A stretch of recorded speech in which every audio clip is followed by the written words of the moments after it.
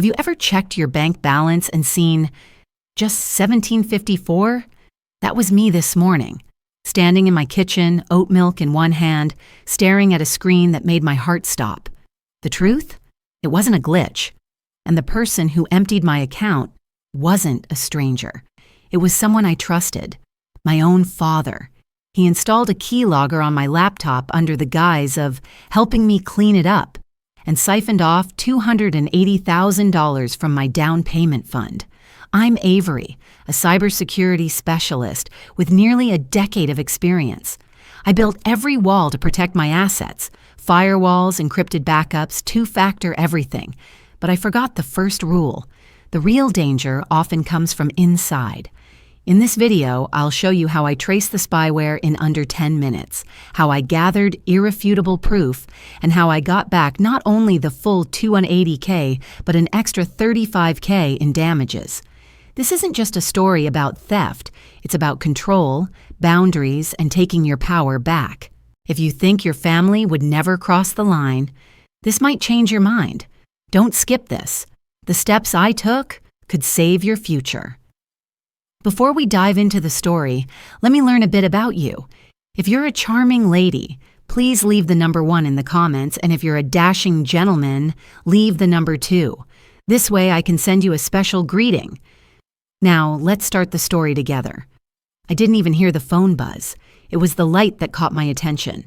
The faint glow of the screen bouncing off the marble countertop right as I poured oat milk into the same chipped ceramic bowl I'd used every morning for the last 3 years. Mint tea steamed nearby. The clock above the pantry door ticked like it had someplace better to be. My thumb hovered over the alert. Available balance, $17.54. That had to be wrong. I dropped the spoon into the sink and nearly woke Olive, who was curled in her usual sunbeam near the window. My first thought wasn't theft. It was glitch. Maybe the app was updating. Maybe I'd logged into the wrong account. Anything but this. But I knew better. I always knew better. I tapped through the menus, navigating with the precision of someone who knew exactly where every cent should be. My house fund was the third tab, titled simply Down Payment, and where there should have been $280,342.19, there was nothing. Just a single line, withdrawal $280,000, completed. I froze. That money wasn't just a number. It was the years I said no to takeout, the bonuses I rolled directly into savings, the freelance contracts I picked up even when I was dead tired. It was my escape route, my future. It was mine. And now it was gone. I moved like a machine, froze the account, pulled up device login logs, ran two-factor reauthentication. My stomach turned when I saw the IP address, Bend, Oregon, my hometown. 3 months ago, that weekend home, I'd forgotten. My laptop had been lagging. Dad offered to help. Said something about a systems sweep. He'd worked in IT before retiring. I let him do it. Back then, I didn't think twice about it. I made tea while he typed away. We even joked about how slow my computer had gotten. I assumed he was deleting temporary files or clearing the cache. That's what he said, anyway. Now I wasn't so sure. I launched the deep scan tool from work. Malware analysis wasn't my department, but I knew enough. Root directory, buried permissions, disguised names. There it was. System Utility Monitor. Installed the same afternoon Dad had touched my laptop. I stared at the screen, willing it to say something else. Anything else. The seconds ticked by. My pulse thudded like a war drum. My fingers trembled as I traced the install timestamp. The metadata didn't lie. It was exact. Down to the minute. I stepped away from the screen, gripping the edge of the countertop to steady myself. The familiar scent of mint tea had gone cold and bitter. Olive, sensing the shift in energy, raised her head slightly, blinking at me before curling tighter. I tried to breathe, but the air in the room had thickened. Riley walked in, barefoot, in that soft blue t-shirt he always wore on his work-from-home days. He held 2 mugs. 2 sugars, right? He asked gently. I nodded, but my eyes didn't leave the laptop. He followed my gaze. Everything okay? My voice was barely a whisper. They didn't hack me. He set the mugs down slowly. What do you mean? I swallowed, but my throat was dry. They watched me. He stepped closer, brows drawn. Who? I didn't answer, because the moment I said it out loud, it would become real. It would mean I had to confront the possibility that my own father, the man who taught me how to password protect everything, who warned me about phishing scams when I was 13, was the one who took it all. All those layers of security, all the walls I built around myself, weren't enough, because I forgot who taught me to be this careful in the first place. I backed up my files, I air-gapped my storage, I carried cash in a fireproof box labeled emergency only. And yet here I was, blindsided in the one place I thought I was safe. My own apartment, with sunlight pouring in like nothing had happened. My hands moved automatically, pulling open drawers, grabbing the encrypted USB, initiating backups. My world had always been one of control, routine, safety nets, fail-safes. But control, I was beginning to realize, is just an illusion, a carefully constructed comfort blanket, and someone had ripped it from under me. Riley sat down quietly at the edge of the kitchen stool, giving me space, not asking more than he needed to. That's what I appreciated about him. He didn't press. He just waited. I took a sip of the now lukewarm tea, my mind already scanning through next steps. Recovery options, legal implications, how to prove the withdrawal wasn't authorized. But part of me already knew. This wasn't about cybercrime. It was about family, and it had just begun. I stood there for another minute, maybe longer, watching the steam rise and fade. I thought about all the times I had chosen silence over confrontation, all the birthdays I skipped, all the holidays I spent alone by design, not accident. Because space, to me, meant safety. But now that space had been crossed, quietly, deliberately, and I wasn't sure what scared me more, the betrayal or the fact that I wasn't surprised. He used to check my diary and call it parenting. Now he monitors my finances and calls it oversight. The lavender diffuser let out a soft hiss beside the nightstand, its scent mingling with the dry hum of my laptop's fan. Outside, the streetlight flickered, its glow casting lazy shadows that moved like ghosts across our bedroom wall. Riley sat in the corner chair, a book balanced on one knee, though I could tell he wasn't reading anymore. His eyes shifted toward me with quiet concern, but he didn't speak. I was too focused to acknowledge him. The laptop screen reflected in my glasses, a grid of windows open, bank statements, IP logs, my cybersecurity toolkit. The trace was complete now. I followed the digital footprints backward like a bloodhound, and it led to one location, my parents' house in Bend. It wasn't just the address that clenched my gut. It was the familiarity of the device name in the access log. Dad's old Lenovo, the one he'd borrowed for years, but refused to replace. The last login from that device was 3 days ago, the day the $280,000 disappeared. Dear friend, what would you do if you were in my shoes? I bet you can't guess what's coming next. But before we go any further, drop a 5 in the comments if you're still with me, because what happens next might just leave you speechless. I pulled up the transaction again. The money was wired to a holding company, MH Automotive Ventures. It sounded like a dealership or some offshoot of a luxury garage. I dug deeper. Within minutes, I found it listed under the Oregon State Registry. Registered owner, Madison Harper. Madison, of course, the golden child, the one who was born to shine while I was born to keep things running. The one who posted filtered sunsets and handwritten affirmations and never had to explain why she couldn't come home for Thanksgiving. I leaned back, fingers tight around the edges of the laptop. This wasn't theft, I muttered. It was orchestrated. Riley closed his book slowly. What do you mean? I didn't answer right away. Instead, I opened an old directory buried in my local drive. Archive, parental. It was a collection I hadn't touched in years. Screenshots of old emails, photos of fridge charts, scans of performance rubrics. Mom used to rate our behavior like we were quarterly reports. One of them made me pause. A photo from 10th grade. My bedroom door with a laminated chart taped to it. Red, yellow, green squares beside categories like tone of voice, household contributions, and attitude. I remembered how hard it was to keep it green. One sarcastic comment, one eye roll, and the marker shifted.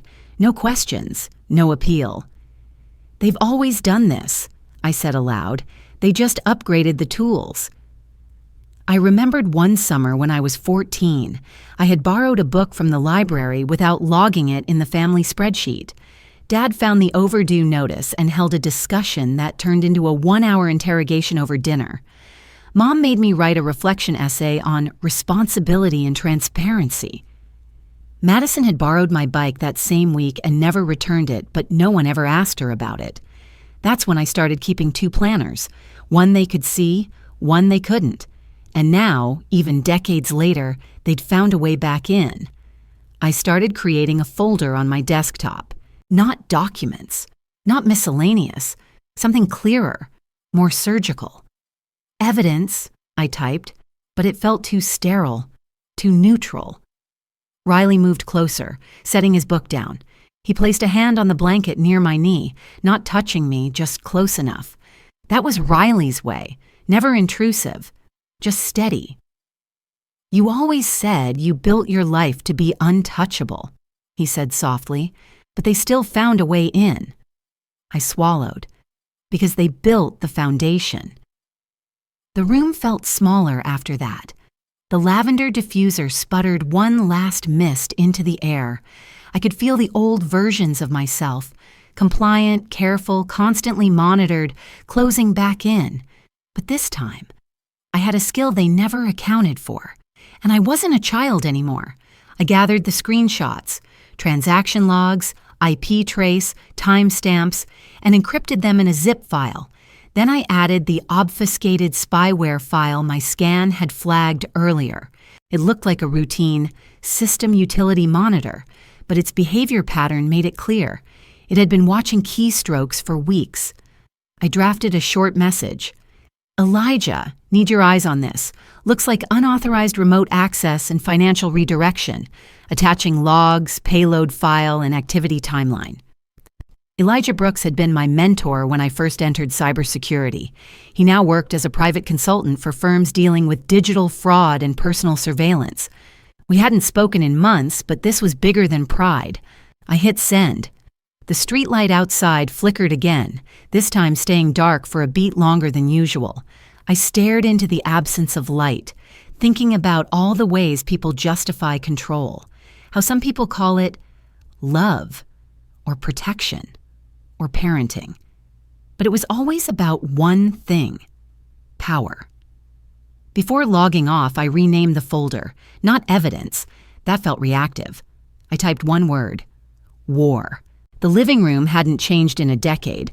Same beige carpet, same mug-stained coffee table, same faint scent of cinnamon potpourri that never quite masked the sterility. Only now, I wasn't walking in to be reprimanded. I came to reclaim. The last time I stood in that doorway, I was 16 and barely holding in tears after being grounded for disrespect. The crime? Asking why Madison got a new iPad and I got a reminder to pay the water bill on time. That day, I swore I'd never come back except on my own terms. Today was that day. The door creaked open with the same groan and I stepped in using the old key I never returned. My father's SUV was still parked perfectly within the lines, the flagpole outside still flying the same weather-worn stars and stripes. Nothing had changed. Not even the 2008 family portrait, Madison beaming in the center, me slightly off to the side. There was a crack in the entryway tile, the same one I tripped over once in middle school and got told to watch where I'm going. No one had ever fixed it, just like the way they saw me, flawed, unattended. I made my way to the kitchen. The silence was thick. I placed my phone carefully on the coffee table. Screen down, voice recorder quietly running in the background. Robert entered first. My father moved with purpose, sleeves rolled up, not a hair out of place. "Avery," he said with a curt nod. No hug, no handshake, just acknowledgement. Susan followed a moment later, her voice soft and tinged with false warmth. "You should have called first, sweetheart." I didn't answer. I sat down at the table like I used to after school, except this time I wasn't seeking permission. "I'm here about the $280,000, I said. Dad didn't flinch. "It was for Madison's future," he said simply, like he was explaining a change in the thermostat. Mom gave a sympathetic sigh. "You wouldn't understand. You've always been a little detached when it comes to family." I almost laughed. Instead, I placed both hands calmly on the table. "I understand perfectly. I understand that someone used my laptop to install surveillance software. I understand that money I saved over a decade was funneled into an LLC under Madison's name." A creak came from upstairs. Madison's footsteps, followed by the soft thud of her descending the stairs. Her expression held a mix of sleep and suspicion. "What's going on?" she asked, eyes flicking between us. I didn't answer her. I kept my focus on Dad. "The IP address from the breach came from this house, from your laptop, the same day you helped clean mine." Susan opened her mouth, but I raised a hand. "Don't, please, just listen." I turned to Madison. "The account, MH Automotive Ventures. That's your name on the Articles of Incorporation, correct?" She blinked. "Wait. That's for the garage Dad wanted to help me start. I didn't know it came from—" "All of it," I said. "Every dollar." She sat down slowly. "You said it was a loan," she said to Dad, voice soft. Robert stayed quiet. I continued. "There's a digital trail, keylogger installation, IP trace, transfer logs, every piece of it." For a moment, no one spoke. The only sound was the ticking of the wall clock, still stuck 2 minutes behind reality. I reached for my phone, turned it face up. The recording app continued silently. "I'm giving you 72 hours, I said, rising from my chair. Robert straightened, his jaw tight. "Return the funds in full," I said, "or the next person you speak to will be a lawyer." I walked toward the door without waiting for a reply. Behind me, Madison's voice cracked slightly. "Avery," she called out. I didn't know. I paused with my hand on the doorknob. "I believe you," I said, "but I won't let them use you to hurt me anymore." And with that, I stepped out into the spring air, the front door clicking shut behind me.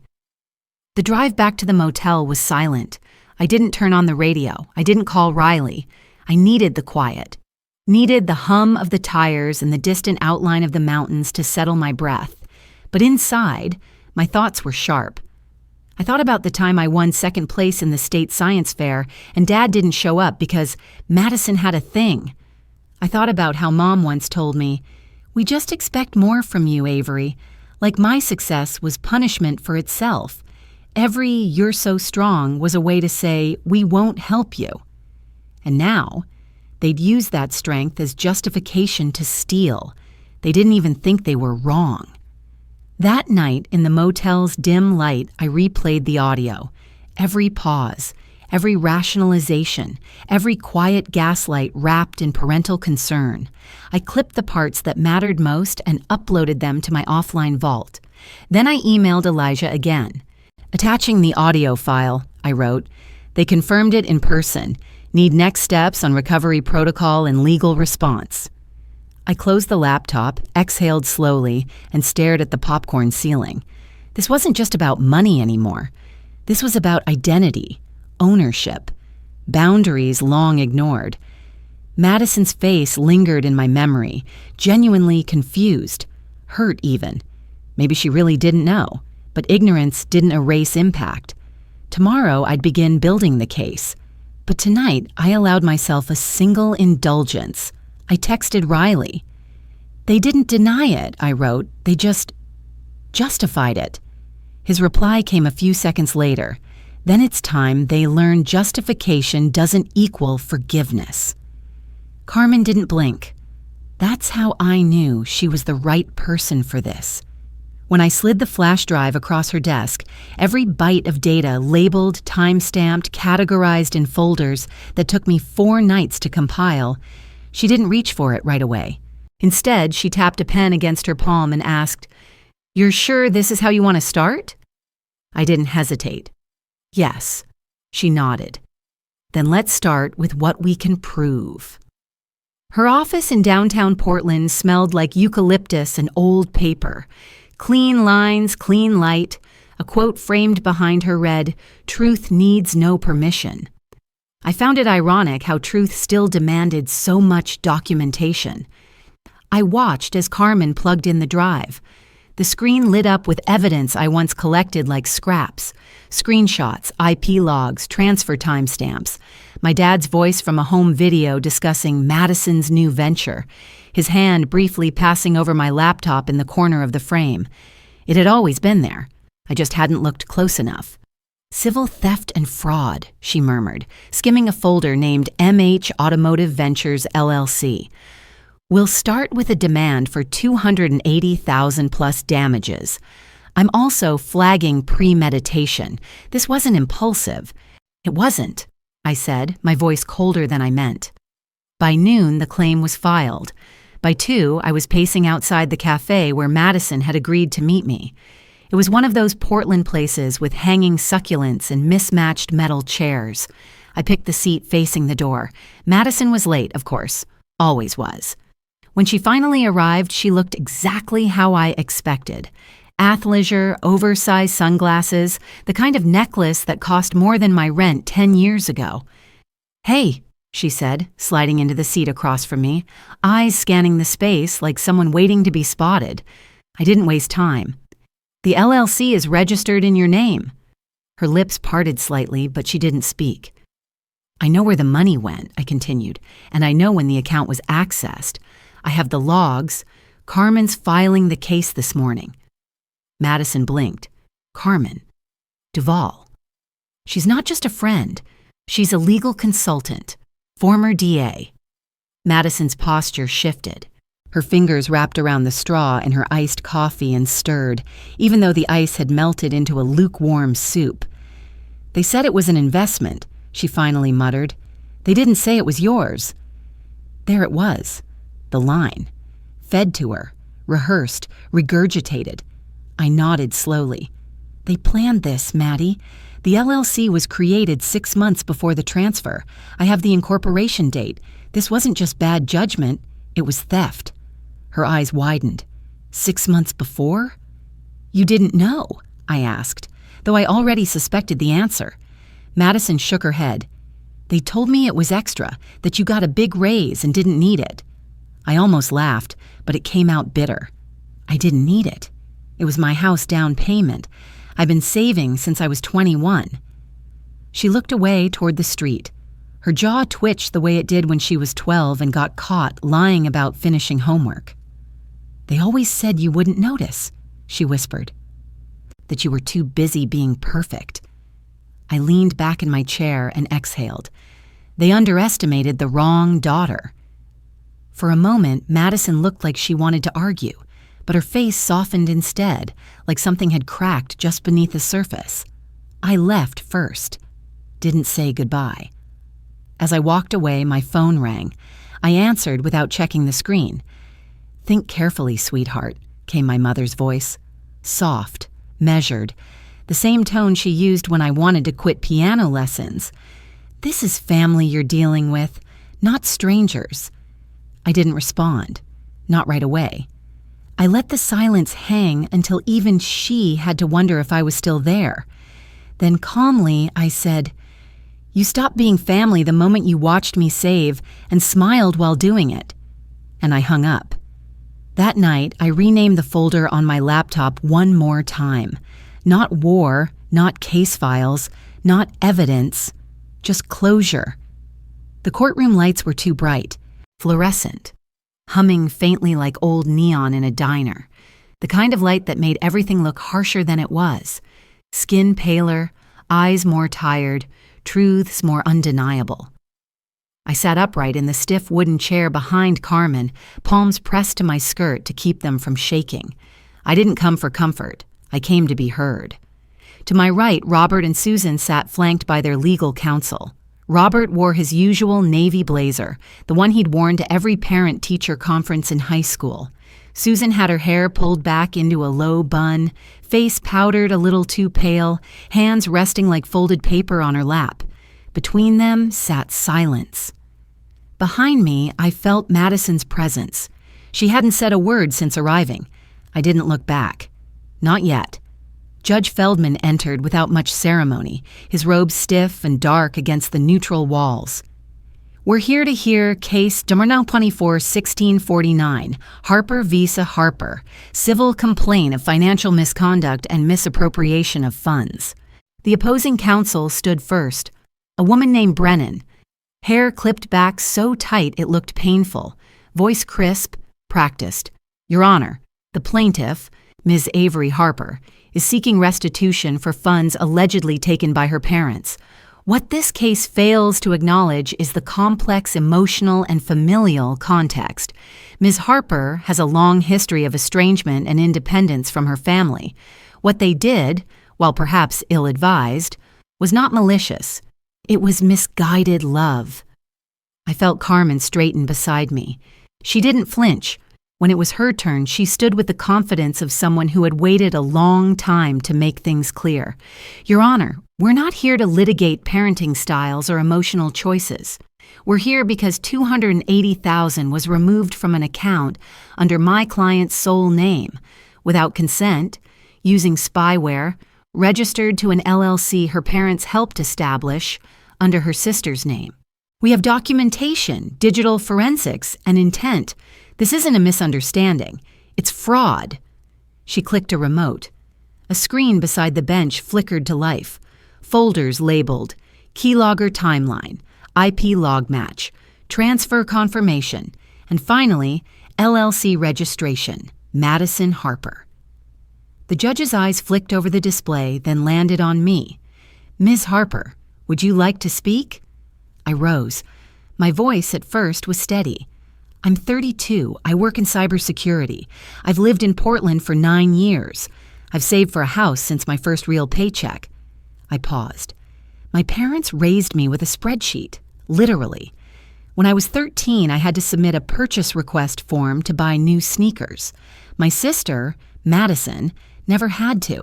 That was just the system. I got used to it. I looked at Robert. He didn't blink, just tapped his wedding band against the table, soft and rhythmic. When I was 19, I said no to something. I don't even remember what, but I remember what happened next. The locks were changed. I slept in my car that night. My voice cracked, just once. I learned to stop asking for help. I thought if I was perfect enough, controlled enough, I could stay safe. Turns out, even that wasn't enough. I reached into my folder and pulled out a yellowed envelope. Carmen nodded as I handed it to the clerk. It's a letter my mom wrote me in 2010, when I asked to skip Christmas to stay and study for exams. She called me ungrateful and ended with, "One day you'll thank us for keeping you in line." I turned to the judge. I'm thanking them now, because they taught me exactly what not to become. For a moment, the room was still. Even Brennan didn't interrupt.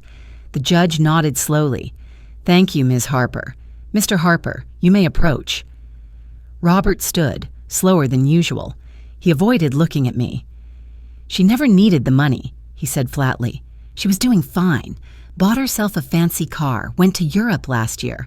What's $200,000 when she's got everything?" Carmen tilted her head. "Did she authorize the transfer?" He looked at the floor. Susan stepped forward next. Her voice, as always, was a mix of sugar and guilt. "We only did what any loving parent would. It was for family. For Madison. She was struggling. And Avery, well, she's always been so cold, so distant. We didn't think she'd notice." The judge raised an eyebrow. "That's not a legal defense, Mrs. Harper." Behind me, I heard a sudden exhale. Madison. "Did you benefit financially, Mrs. Harper?" Carmen asked. Susan hesitated. We thought of it as a redistribution." The judge sighed. Court will recess for a ruling. I'll return in 20 minutes. Everyone stood. My knees felt stiff, but I didn't move to leave. Madison did. I turned slightly as she brushed past. She didn't glance at Robert, didn't wait for Susan. She just walked. Fast, shoulders rigid like she was running from something invisible. Outside the window, the light hit the marble of the courthouse wall and bounced into the room like morning sun through old blinds. Mom used to say, "You don't air dirty laundry in public?" Funny, I thought. Sunlight has a way of bleaching the stains better than any bleach. The house didn't need a white picket fence. That was never the point. I just wanted a door that locked from the inside and a name on the deed that no one could erase. The lavender I planted outside the porch window had started blooming, small purple sprigs reaching toward the sun. Riley said they smelled like summer in Provence. I said they smelled like quiet. Inside, the floors creaked just enough to remind me someone was living here. Me. I had painted the hallway a soft sage green, the kind of color that doesn't scream for attention. I liked that about it. On the windowsill sat the first framed photo I allowed back into my life, not of people, but a scanned screenshot of my bank account the day the money was returned. It read $315,742.92, a number that meant more than security. It meant sovereignty. The court ruling came through on a Tuesday, clear, final. The judge awarded the full $280,000 and an additional $35,000 in damages. Carmen texted me a single word: closure. I didn't cry. I thought I would. Instead, I read the ruling twice, then made tea, mint, from my garden. Olive stretched out beside the radiator, completely at peace, as if she too could feel the weight lifting from the air. I spent the following week moving in slowly. I didn't rush to unpack. I hung shelves carefully, labeled spice jars in my own handwriting, and decided, after long consideration, to keep the guest room empty. Not for anyone else. Just because space, too, is a kind of freedom. Madison came by the following Sunday. I saw her through the kitchen window, standing at the gate like it might bite. Olive hissed when the doorbell rang. Some instincts die hard. I opened the door, didn't speak. She lifted a bakery box like it was a peace treaty. "I wasn't sure if you'd—" she started. "You can come in," I said. "Once." We sat outside on the patio. She fidgeted with the napkin, kept folding it into smaller squares. We didn't talk about the trial, not the money, not our parents. She asked how the mint grew so fast. I said it knew it was safe. Her eyes watered then, not because of anything I said, I think, but because something had finally ended. Before she left, she paused at the threshold. "They said you'd never forgive them," she whispered, "that you'd stay cold." I looked at her. "I didn't do this for revenge," I said. "I did it so I could stop freezing." She nodded, and for once, didn't try to fix the silence between us. That night, Riley and I sat on the back deck, barefoot and quiet. He handed me a cold drink and asked if I wanted to toast to being done. "Not done," I said, tapping the glass gently. "Filed." After dinner, I climbed into the attic. There was a small cedar box with receipts, letters, and copies of every filing. I latched it shut, not out of fear, just respect. Some stories you don't reread, but you don't throw away either. The last item I placed on the shelf was a copy of a handwritten note Susan sent me, half apology, half justification. I hadn't answered it, not because I was bitter, but because I was full. Sometimes silence isn't absence, it's preservation. A week after Madison left, I walked to the town's weekend market for the first time in years. I bought a loaf of sourdough, a bunch of eucalyptus, and a ceramic mug handmade by a woman named Lila, who reminded me of Ms. Carver, my 6th grade teacher, who once told me that having boundaries didn't make me difficult. It made me safe.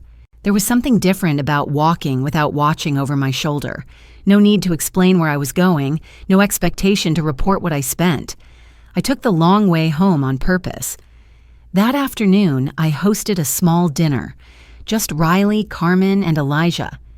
We sat around the new kitchen island, wine glasses catching golden light. Carmen toasted to truth with teeth, and Elijah made a quiet joke about how even digital ghosts leave paper trails if you know where to look. As we cleared the dishes, Carmen paused at the photo on my wall, the bank balance printout. "Most people frame diplomas," she said. I shrugged. This one felt more honest. Before everyone left, I handed them tiny potted mint cuttings. Carmen raised an eyebrow. "New tradition?" "New start," I said. When the door finally closed that evening, I didn't double lock it out of habit. I didn't check the cameras or scan my devices. I just sat in the living room, Olive in my lap, and listened to the wind in the trees. I didn't win because I punished them. I won because I protected myself. And for the first time in a very long time, I let the silence stay. Because this time, it didn't feel empty. It felt like home. Sometimes healing doesn't come with loud victories. It comes with a quiet house, a safe password, and a name that no one can take from you. I didn't rebuild to prove them wrong. I rebuilt so I could rest right. In life, love should never come with surveillance. And family? It's not about who shares your blood, but who respects your boundaries. If we listen more, take less, maybe fewer daughters will have to draw the line alone. If this story touched a part of your heart or reminded you of your own quiet strength, I'd love to hear what it brought up for you. You're welcome to share your thoughts, or simply stay a while and join me for the next chapter.